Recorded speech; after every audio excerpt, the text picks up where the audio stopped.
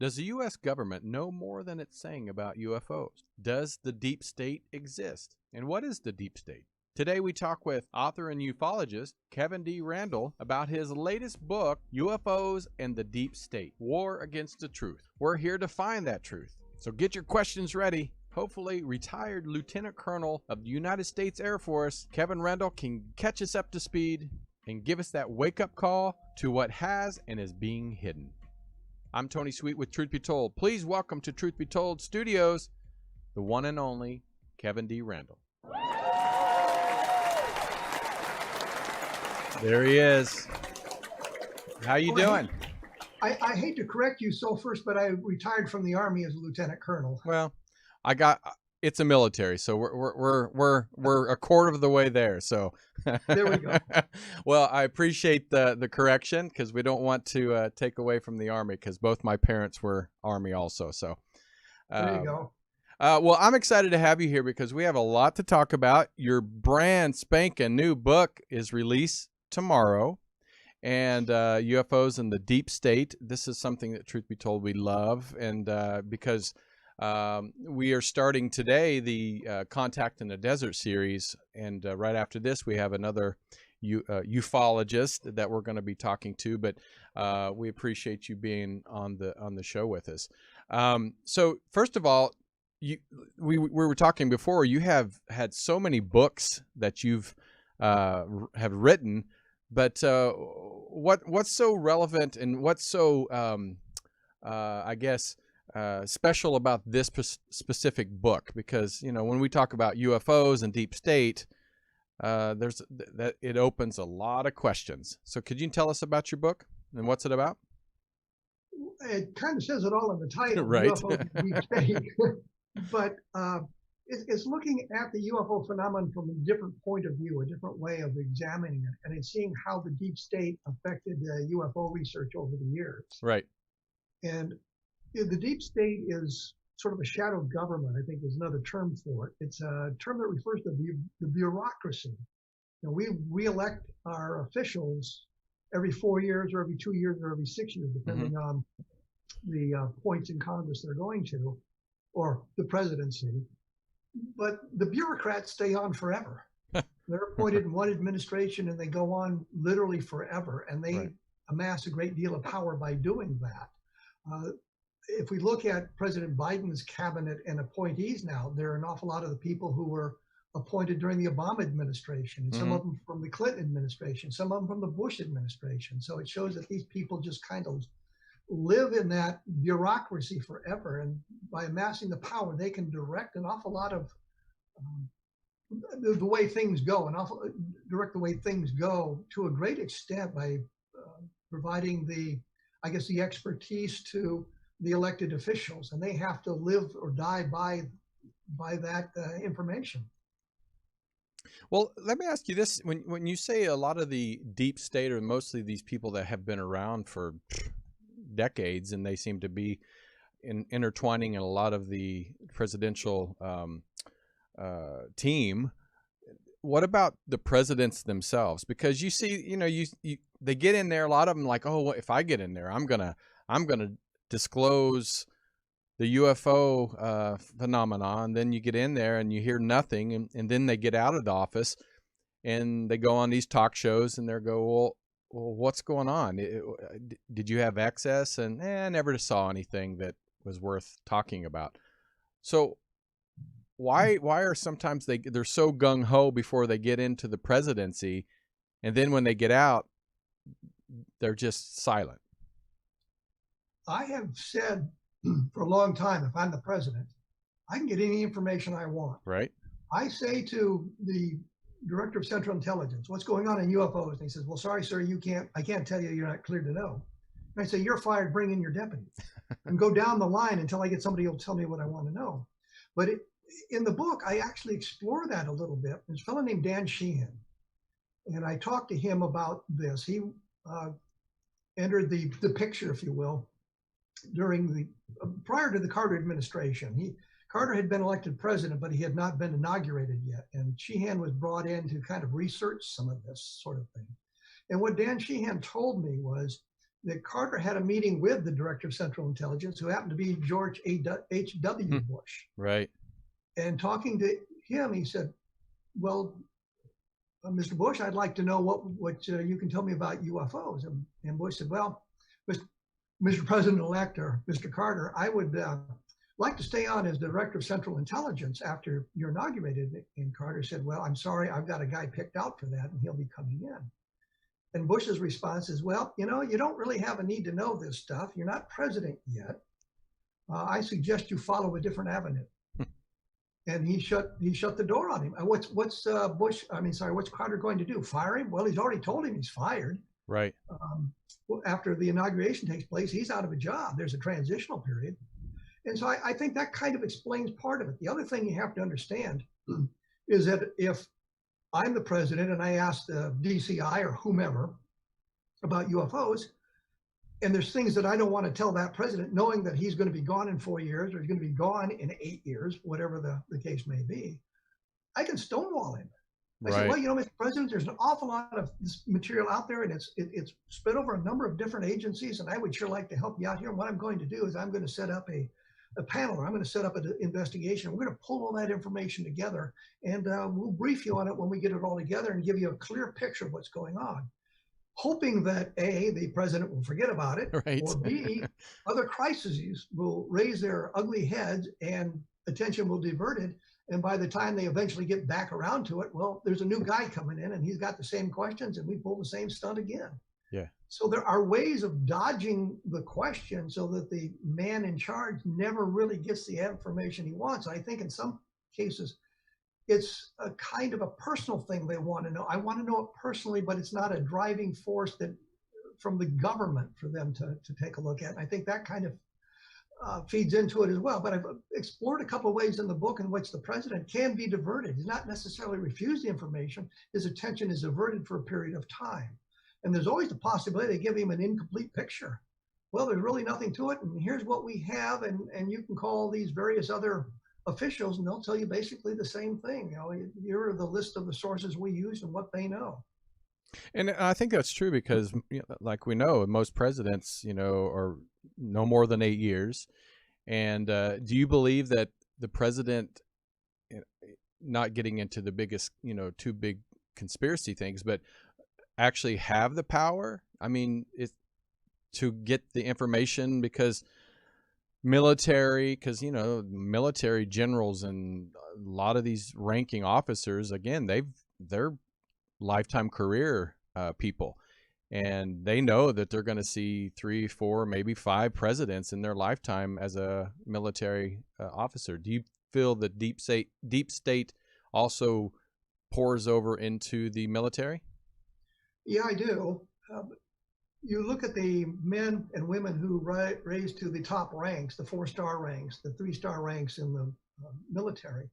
They're usually pretty much political animals. I mean, a good exception would be George Patton, who wasn't much of a political animal, but right. he was a good general. Right. Or look at Douglas MacArthur, who rose to top levels, but he was fired by Truman. And I'm not sure I understood exactly why Truman fired him, other than he felt that Douglas MacArthur had too much power outside his military organizations. But it's all about politics, and it's all about power. That's where the important thing lies, and it's about retaining that power. And I think, and it's one of the questions I look at in the book, or I try to answer in the book, is why does the secrecy persist today? Because we accept Roswell as being alien. If we accept Roswell as being alien, then we've known about this for nearly 75 years. Right. And there is nothing going on there that would impact our lives today. If the president said tomorrow, aliens have visited, and you look back and say, well, I've been around for 40, 50 years and nothing's happened to me, so why do I care?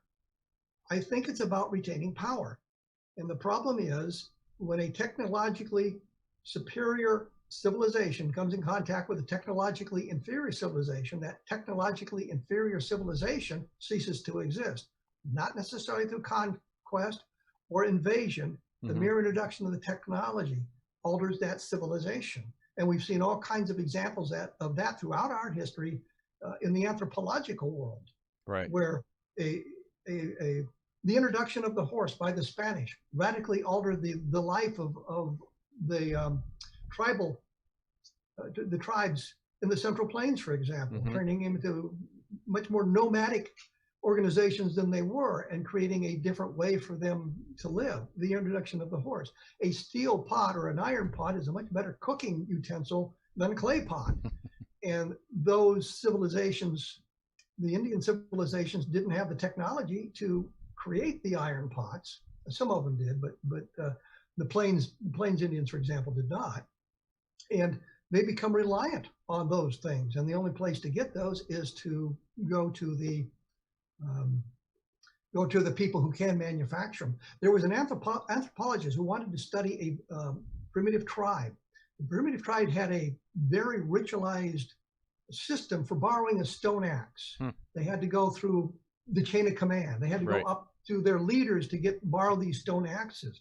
The anthropologist showed up with a supply of steel axes, much better than a stone axe. And to induce the people to talk to him, he would give them stone axes and thereby undercut part of the social pinnings of that civilization, not meaning to do it. The mere introduction of that technology altered that civilization. And I think they understand that at the highest levels here, that an admission that there is alien visitation, which certainly suggests a technologically superior civilization, will radically alter life on Earth. And even if they haven't introduced themselves to us yet, there's that possibility they're going to do it tomorrow. And how will that technology affect our civilization, our economies, and everything else? And one thing that I've noticed, it was actually Roswell, maybe even a little bit some incidents before that where actual UFO encounters or crashes or something that really made headlines, to where it really perked the interest of the people of America. But so the deep state have been part of this cover-up for a while. But going back, how far can you take the deep state back when it comes to the UFO cover-up, even before Roswell? How far back have you done research to? Is it 1800s? I mean, the beginning of this country. I mean, how far back can you? When you talk about UFOs, right? I think I can take their influence back to World War II and the Foo Fighters. Okay. And we can see there was a fellow named Howard McCoy, who was tasked by the U.S. government during the Second World War as part of an investigation into the Foo Fighters. It was a multinational investigation. It had the British and the French and everybody else involved, and on our side involved in trying to discover what this was. When the war ended, of course, the emphasis on this disappeared. Nobody cared anymore. But then the ghost rockets started in Sweden, and it was the same thing. And Howard McCoy was involved in the investigation of the ghost rockets. And when we get into the late 1946, Howard McCoy is tasked by the U.S. government, or more importantly, the Air Material Command, to set up an unofficial investigation of UFOs. I think it was like in one office with a locked door, until Kenneth Arnold's sighting, and suddenly it became official and everything changed there. So I can take the deep state interest in UFOs back to the Second World War. If you're looking about the deep state influence prior to that, in the book I talk about when Franklin Roosevelt was elected, there was an awful lot of people who did not like his politics. Right. Isn't that a stunning surprise? Right. And there's a general, a Marine general named Smedley Butler, who actually had 2 medals of honor. Would have had 3, but the Marines didn't give the Medal of Honor to officers during the first activity. It would have earned him the Medal of Honor. He would be the only person to ever have received 3. A group of businessmen and others, outsiders from the Democratic Party, approached him, and what they wanted to do was set him up as the chief of staff or an important role in the White House, and he would be running things, and Roosevelt would be more or less, there we go.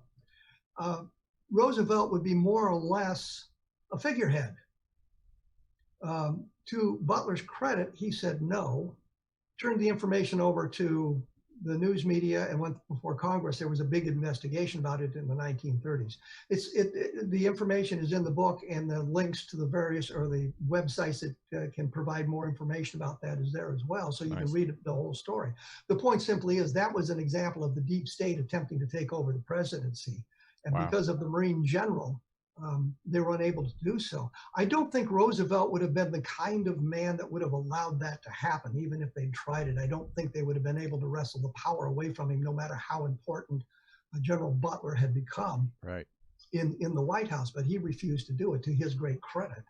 And I think that shows the deep state operating there. And we can look at the influences of industry. We can look at the influence of outsiders pressuring the government to do things that they want done, and they have the power to do it because they have the money, or they have the technology, or they have the wherewithal to kind of force the government into those things. And we can see it throughout history. We just have to look a little bit below the surface to get a good picture of that.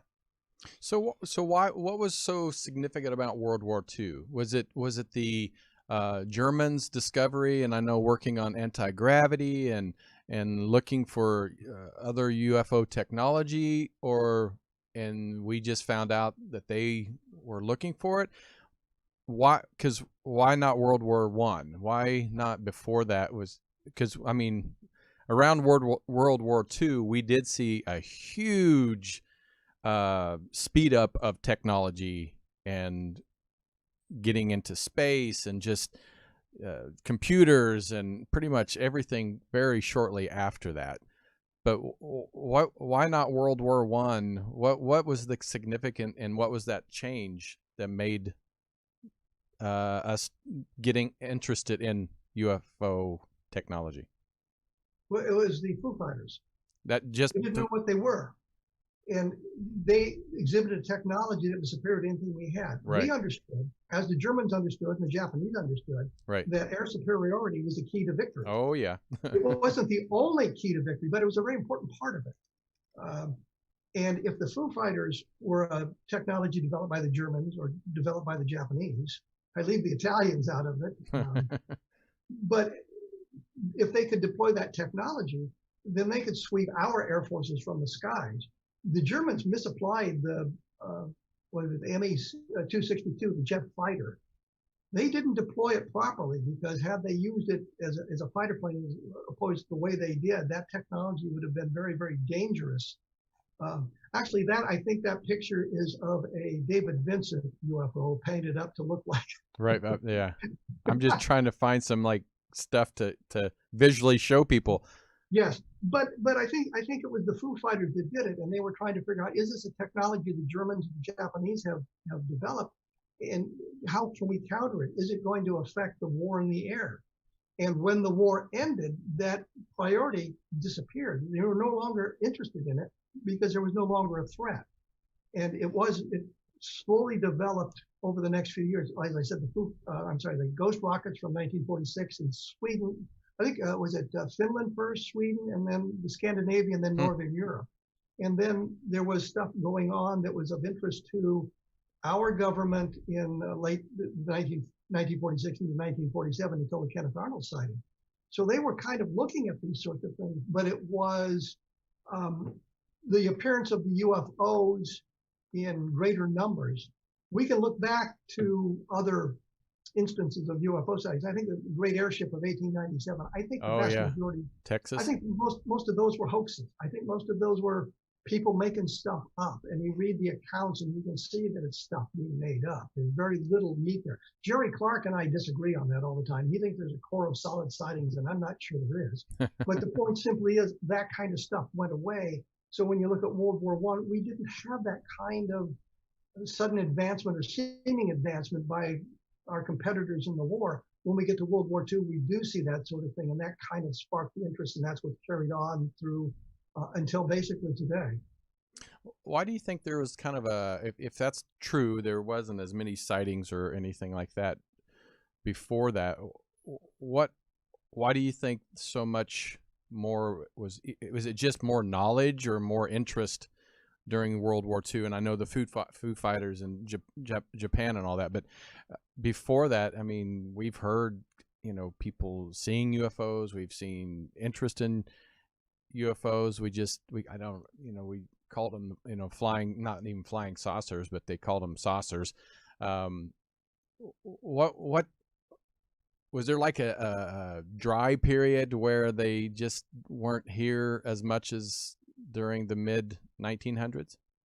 We can look at the history of UFO waves. Gary Clark in his UFO encyclopedia, I should say Jerome Clark, right? That's the name on the encyclopedia. Looks at the waves and points out that there were waves of sightings. But I think the problem is when you look at, say, again, the airship of 1897, if you read the stories all the way through, follow the trail all the way through, right, they usually disappear. There was, and the best example I can think of is my own research. I was usually go to when I was in a place, I would go to the newspaper morgues and I would look up the UFO stories, and I would come across the sightings of the airship. And I found some in Cedar Rapids, Iowa, and it talked about the guys taking a trip to around in one of the airships. And I thought, this is great. And I copied the article and I left. And I came back the next day and I said, let's see what's going on the next day. And the next day, it turns out the ship landed, crashed in Waterloo, Iowa. And there's actually a photograph of it. This airship from 1897 in the Waterloo, Iowa fairgrounds. And so the story from Cedar Rapids kind of ended because they recognized who the people were and what they were talking about. And now we have the airship in Waterloo, Iowa, an actual airship. Mm-hmm. But that turned out to be a hoax as well. Oh, okay. And I think when you follow all these stories along as much as you can, they all dwindle away. The Aurora, Texas one is very problematic because Aurora, Texas, of course, is in Wise County. And I was there in 1972 looking into this stuff. And I talked to the people at the Wise County Historical Society about this story. And they said they didn't believe it. And I said, why not? And they said, well, I think it was, there were two books about the history of Wise County that were printed in the decade after the crash, in the 10 years following the crash. Neither of them mentioned the story. Now, here's something that would have been known to everybody in town had it happened. It would have been a big deal to everybody in town had it happened. But the histories of Wise County don't mention it in any way, shape, or form. And to me, that's very problematic, suggesting that that too was a hoax. And I think that, you know, you look at it and say, well, but maybe they suppress the information, but who and why? In today's world, we could point fingers at organizations from the CIA to the Air Force to all kinds of organizations who work very hard to derail investigations and to misdirect investigations and deny things that are going on. We have that, and we know that, we can prove that. But in 1897, there was no such organization. CIA didn't exist. The Air Force didn't exist. Nobody cared.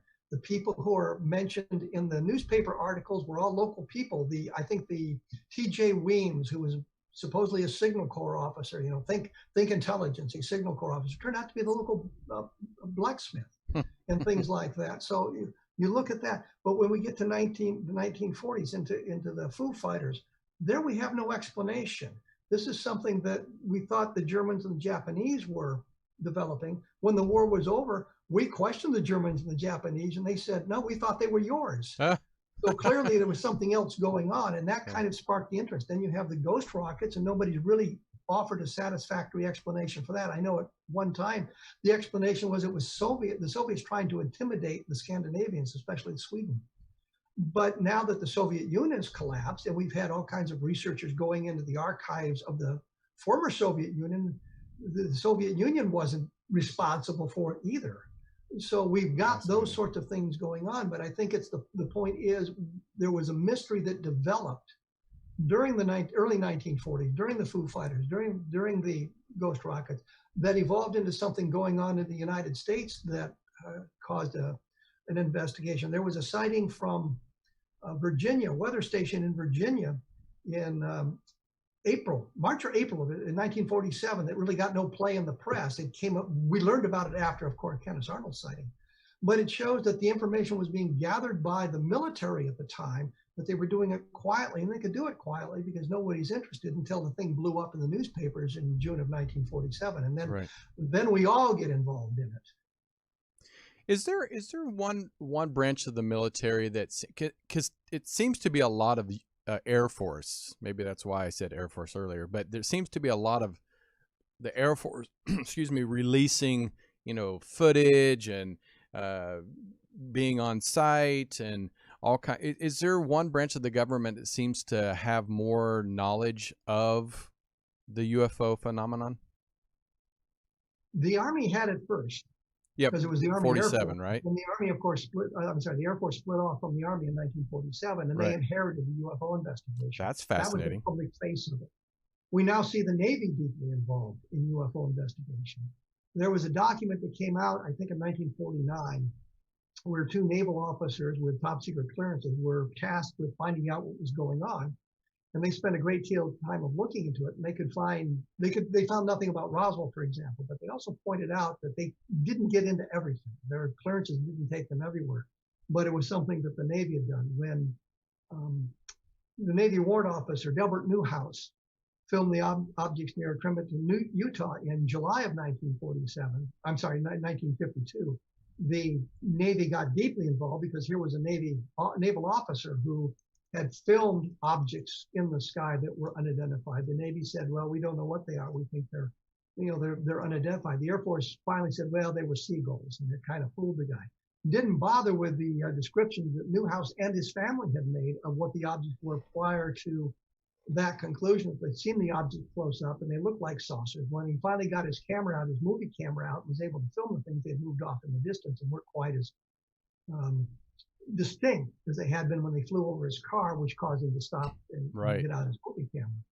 So we can look at the Navy being deeply involved. The Air Force claimed that they stopped their investigation in 1969 with the end of Project Blue Book. 1947 is stuck in my brain for some reason.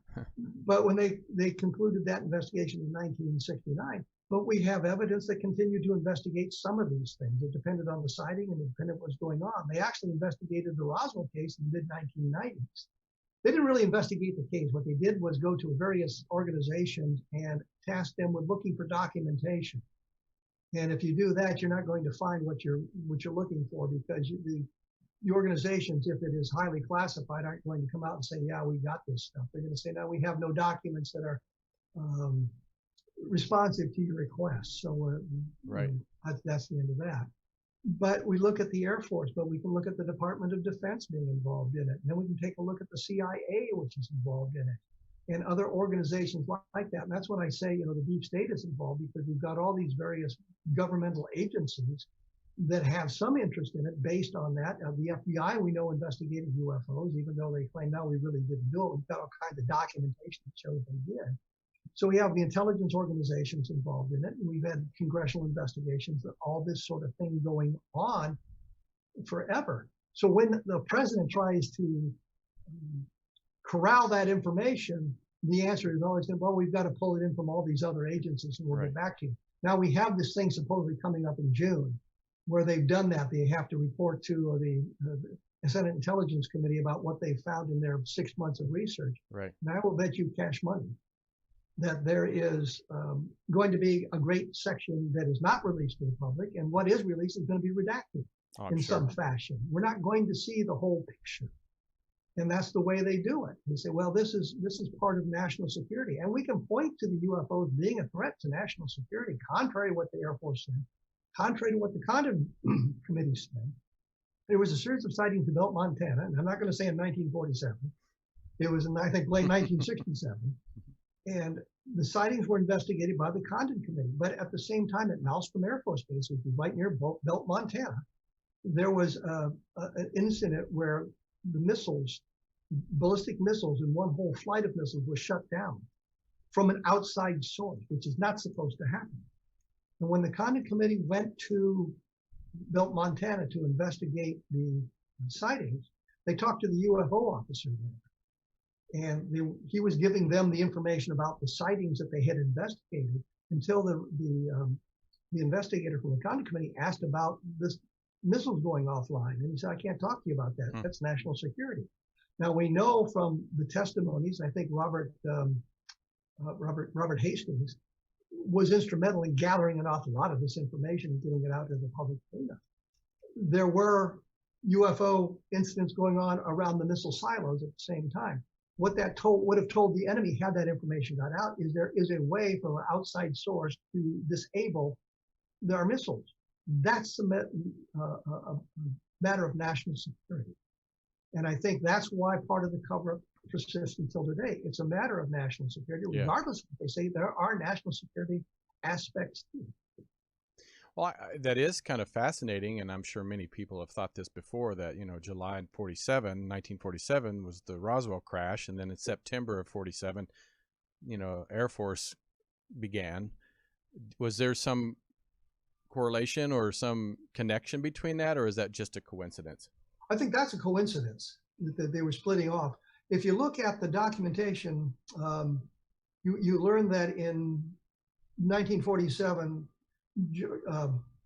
Dwight Eisenhower was the commander of the armies, Right. chief of staff of the armies. But under him was the chief of staff of the ground forces and chief of staff of the air forces. And so there were two distinct organizations inside the Army at that time, and they just split the Air Force off, or spun the Air Force off into its own organization in 1947. But I think that was more or less a coincidence. The official investigation, Project Sign, did not begin until January of 1948. Right. They were caught kind of off guard by the Mantell incident, the National Guard pilot who was killed chasing what turns out probably to be a skyhook balloon, but it was part of the UFO mythology. And I think what happened, and you go back and you read Ed Ruppelt's book, the Report on Unidentified Flying Objects, Ruppelt being the chief of Project Blue Book in the early 1950s, 1951, 1952. And he reported on what was going on in the Pentagon in June and July of 1947 and said they were in a panic. They didn't know what was happening. Suddenly, I think Roswell took place, and they're presented with a technology that's clearly superior to anything we have. Right. They're talking about interplanetary flight as opposed to interstellar. But if it had been Soviet or something like that, it would have been also very, very frightening to them because they didn't know what was going to happen. But as time passed and they realized the invasion fleet wasn't standing off by the moon, the Soviets didn't have anything like that, they calmed down. And they began to work to discover exactly what they had, what had been found, what they could learn from it. And so that kind of sets up another national security aspect as well. If it was an alien spacecraft, that is clearly technology that's far superior to where we are today, because we still can't fly across interstellar space. Well, we've got a probe out there, but it's not the same as sending a crew out into interstellar space. We can't do that. Right. But they can, and that presents a technology that is very frightening to them. But there is nothing coming into our society that really affects them now. If they land and say, here we are, that's a different story, but they're controlling the information right now. And anybody who's been involved in intelligence realize you control the information as best you can. And even if the enemy can out you, so to speak, right, you keep the secret. And the best example is Dwight Eisenhower, when Gary Powers was shot down over the Soviet Union in his U-2. And Dwight Eisenhower went forward and said, no, we are flying these things over the Soviet Union. We're not spying on the Soviet Union this way. Powers was supposed to destroy his aircraft and commit suicide. That was the deal. He didn't do it. The aircraft was shot down and he was captured. So after Dwight Eisenhower made this pronouncement, the Soviets trotted him out in pieces of the wreckage and said, here we go, guys. This is not true. But you control the information until the other guy who may have superior information comes forward with that superior information. So we look at all of that sort of thing. They're controlling the information right now. We can look at what has been released. We can look at sighting reports, and we can point to places where we had an opportunity to gather a great deal of information about UFOs. I think of the Levelland sightings in 1957, November of 1957, where the objects came close to the ground. They were seen in 13 separate locations. They stalled car engines. They caused radios to fill with static. They caused headlights to dim. Here was a series of sightings where the objects interacted with the environment. There is a tale from the sheriff that there was burned areas on the ground that I think Don Burlinson from Roswell, New Mexico, learned about in the year 2000, which doesn't do us any good at that point. But had that been investigated properly in 1957, I think we'd be having a whole different discussion. But they were able to suppress the information by convincing the law enforcement to downplay what was going on. There was a big argument between the Air Force and Don Kehoe of NICAP about the number of witnesses, and the Air Force said, well, there's only 3 witnesses, and Kehoe saying there were 9 witnesses. Going through the documentation available in the Air Force files and the newspapers, I found witnesses at 13 separate locations. And there's probably additional witnesses as well. If I made a bigger survey of the newspapers, I found additional witnesses. So they were able to downplay that and convince people there's nothing to it. Right. And then we get the hoaxers involved in all of this. Well, I took a ride in it, and there's a guy named Reinhold Schmidt who claimed right after Level to come out, says, yeah, saw a UFO, I took a ride in it, and his story turned out to be a hoax, and everybody remembers the hoax, but not the good sightings. Yeah, and I think that's the problem with hoaxes, sometimes dilute or erase some of the good sightings. And that is. And for everybody out there, we have about 15 minutes left, but this is Kevin D. Randle. He has a new book. It's coming out tomorrow. You can get it on Amazon, and it's UFOs in the Deep State, War Against the Truth. And he's a retired lieutenant colonel of the Army. Let me correct that. And well, to be fair, I did spend a number of years in the Air Force as well. So oh, well, look, you must. I moved around various services. Okay, all right. Well, then we'll say a little bit of Air Force too in there then. But with the time we have remaining, I want to get a little more specific about some of the incidences that are in your book. And also, before we go, I want to ask you about the new, well, not new, but the new traveling to Mars, and how the deep state, how you feel the deep state is a part of this, even though it's a private company. Well, actually, let's just start with that. How do you think the deep state, because they have to be a part of this trip to Mars, and what's it going to benefit? I always say, what's it going to benefit us to explore Mars and to even eventually colonize Mars? What is your take on that? Well, if we can colonize Mars, then it takes the humanity out of a single place. You know, what happens if something huge hits the planet Earth and wipes out the human race? If we have a colony on Mars, well, that can't happen. Right.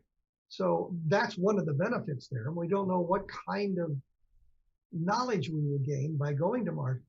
We say, well, what was the point of going to the moon? We didn't really gain a whole lot. We bought, 800 pounds of moon rocks back. Right. Big deal. But our technology advanced immeasurably by the developments needed to put those guys on the moon. And that, we're talking over a system now that maybe wouldn't exist had it not been for the technological developments and the microprocessing developments that were created to put into the space capsule. So there's benefits in research and development, and we don't know exactly what we're going to find on Mars, but it's another place to go, a step into space. For example, the deep state is all about power, and they can control this information, even if it's a private organization. If the deep state wants to destroy you, they certainly can do so. And we've seen some examples of it. I'm not sure the deep state doing it, but we've seen examples of governments, state governments and local governments actually destroying businesses during the pandemic, forcing close downs and saying, you have to do this. And if you open your bar, we're going to arrest you. But applying it selectively. You know, you can't go to a bar, you can't go to a restaurant, but you can go out into the streets and protest. What's the difference there? You know, why could Hollywood have a movie set, a catering service set up outdoors for their movie crews, and right next door, the restaurant couldn't open her doors, even though she had outside tables and that sort of thing? What is the point? there you see the operation of the deep state, the power they wield. You can't open your restaurant, but the Hollywood movie moguls, they can have their catering service outdoors like that. Right. And so it devolves into power. And I think the thing here is they need to retain power. They can control who is able to create the stuff to go to Mars by putting all kinds of regulations. Mm-hmm. We've seen this in television programs all the time, the way they manipulate people into giving up information. Well, if you don't help us out here, we'll see if the city inspector can come down and look at your wiring, and we'll get the health inspector in here, and we'll get the building code inspector in here, and we'll keep shutting you down, or we'll have a police car sitting outside your business establishment until you comply. That's the power of this deep state. That's done at the local level, and that's really not part of the deep state. It just illustrates how they can operate. And so going to Mars is just one more step in, I guess, solidifying their power. Right.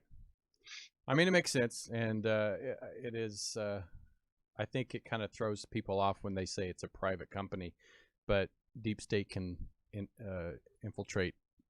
Well, anything. there was a movie. I think it was Destination Moon, where a private company was going to send a probe to the moon, and the government came in and shut them down because they said, well, your atomic reactors pose a threat to the surrounding community, so you can't launch. They launched anyway and went to the moon. Right. I think it was Destination Moon, but it shows that the government came in and tried to shut them down, and had they come a day earlier, they would have been able to do it. But there are ways to do it. You're violating this law. You're violating this regulation. Right. I had a friend who wanted to open a ice cream parlor in Lincoln, Nebraska. I'm sorry, Lincoln, New Mexico, in the old West town there. And one group of bureaucrats came in and said, well, you have to follow the way it would have been in the Old West, which means you had to have square ice cream tubs. But the city, the health inspector came in and said, no, you can't have square tubs because you can't clean the corners properly. So you had two governmental agencies arguing or making regulations that inhibited the creation of this ice cream parlor in Lincoln, New Mexico. That's how they operate. Well, what's funny is I think that's where a lot of the issues are, because we have so many different intelligence agencies, that have probably information and they don't want to share it with each other because each agency wants its own power. Am I wrong on that? No, absolutely. It's all about empire building. You get a bureaucrat Right. in there and he builds an empire. And we saw an awful lot of that during the Second World War, where the FBI and the OSS, Right. I think it was really the coordinator of information first, but it became the Office of Strategic Services, were arguing over who had the intelligence functions where. And the FBI was supposedly operating in the New World, and the OSS was operating in the rest of the world. But Right. you see OSS guys operating in South America and FBI guys getting involved in Europe and all that sort of thing. So it's all about building power and building an organization and an empire.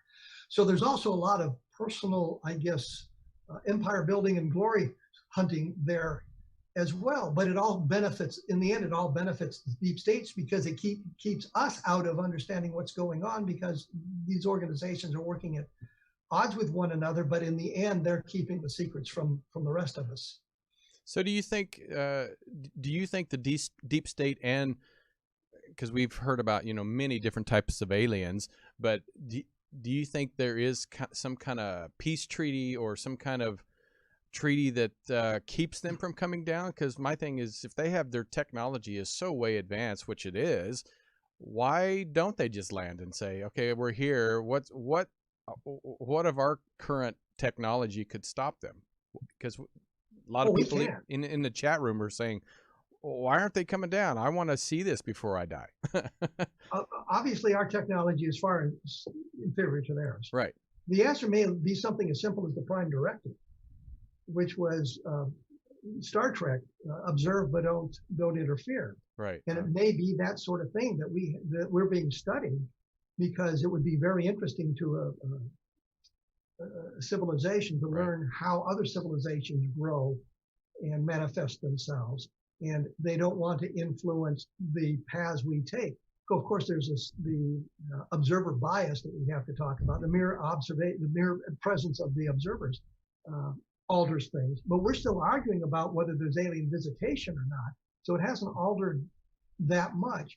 And I think that may be part of it, that they're doing it. I don't think there is a treaty going on, but in the book I talk about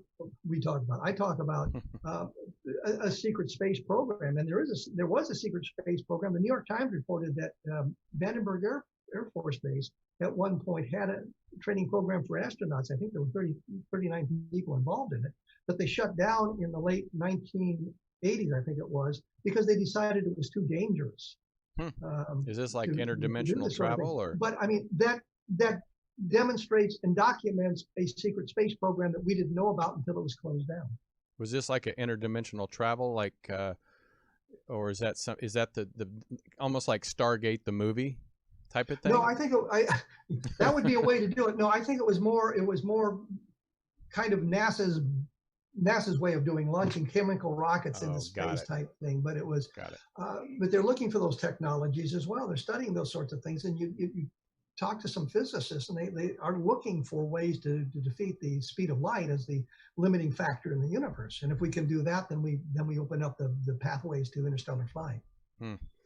Well, before we get out of here, I know people really want to get this book. I mean, I know unfortunately I've got a chance to get a copy of it, and I appreciate that. It's a great book. How can people pick up the book? I know you have a blog that people can go read. Well, yeah, the blog talks about lots more than just this. It's UFO related stuff, and it's also treasure hunting and things that interest me, called A Different Perspective, at www.kevinrandle.blogspot.com. The book is available on Amazon, and I looked at the numbers just before we connected here, and it looks like it's climbing up there. It had been kind of stationary, but I think if you order it on Kindle, you probably, I don't know if they'll send it out right now this minute, but they'll certainly do it after midnight. You can get it on your Kindle tomorrow, and you can order it through Amazon. They'll start shipping it tomorrow, so it's available on Amazon that way, and probably in other bookstores as well. I also do a radio show on the X-Zone Broadcast Network at xzbn.net. It cleverly is called A Different Perspective.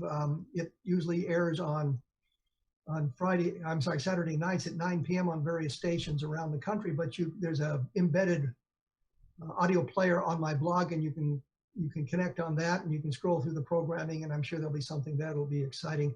And the other thing is, tonight, as per usual, every Thursday or Friday nights, I do a 3-minute segment on the Coast to Coast AM. So I'll be on just after the show begins. In the first 20 minutes or so, I'll show up for a 3-minute segment. I do it either on Thursday or Friday nights. Tonight it happens to be on Friday. That is great. And so make sure you tune in tonight to Coast if you didn't plan on it, because this amazing man, Kevin D. Randle, is going to be on. So, and for everybody asking questions in the chat room, I appreciate it. I may take one, but otherwise we have to go here in just about 1 minute.